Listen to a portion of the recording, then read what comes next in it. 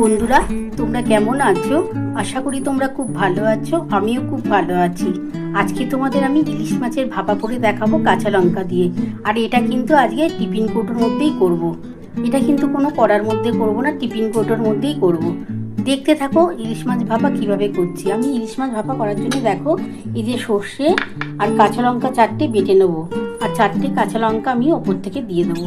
চলো বন্ধুরা, মশলাটা বেটে নিই, তারপর তোমরা দেখতে থাকো কিভাবে করছি। বন্ধুরা দেখো, আমি ইলিশ মাছ ভাপা করার জন্যে সর্ষে আর কাঁচা লঙ্কা বেটে নিচ্ছি, আর এটা কিন্তু টিফিন কৌটোয় করব। বন্ধুরা দেখো, আমি ইলিশ মাছের মধ্যে আমি প্রথমে নুন দিয়ে দেবো। আমি কিন্তু এটা একটা টিফিন কৌটোর মধ্যে নিয়ে নিয়েছি, আর এই টিফিন কৌটোটার মধ্যেই করব। আমি নুন দিয়ে দিলাম,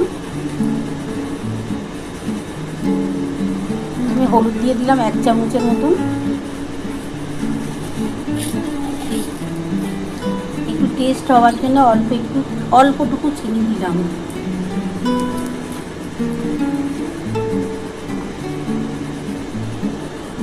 আর এই যে দেখো সর্ষেটা বেটে রেখেছি, এটা দিয়ে দিচ্ছি। এটার মধ্যে এবার সর্ষের তেল দিয়ে দেবো। এবার আমি উপর থেকে সর্ষের তেল দিয়ে দিলাম।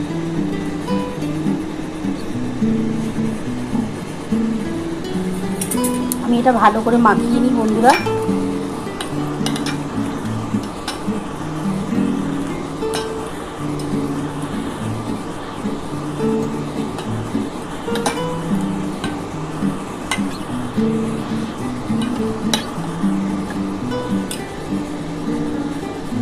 এবার আমি উপর থেকে এই কাঁচা লঙ্কাগুলো দিয়ে দিলাম, দিয়ে আমি ঢাকাটা দিয়ে আমি এই যে বন্ধুরা দেখো গরম জল বসিয়ে দিয়েছি, এর মধ্যে আমি টিফিন কৌটোটা বসিয়ে দেবো।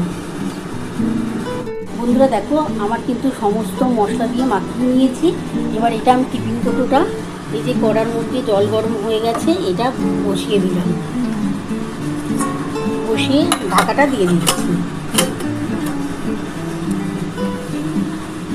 দিয়ে আমি উপর থেকে ঢাকাটা দিয়ে দিলাম। আমি 10 মিনিট পর ফিরে আসবো। আবার মোটামুটি 10 থেকে 15 মিনিট লাগবে এটা ভাপা করতে। এটা ঢাকা দিয়ে দিয়েছি। এবার আমি বন্ধুরা দেখো, আমি কিন্তু 15 মিনিট পর ফিরে এলাম। দেখি, আমি একটু খুলে দেখি তারপর আমি তোমাদের দেখাচ্ছি। ঢাকাটা দিয়ে দিলাম। বন্ধুরা দেখো, আমার কিন্তু 15-20 মিনিট পর ফিরে এলাম। আমি এবার ঢাকাটা খুলে দেখি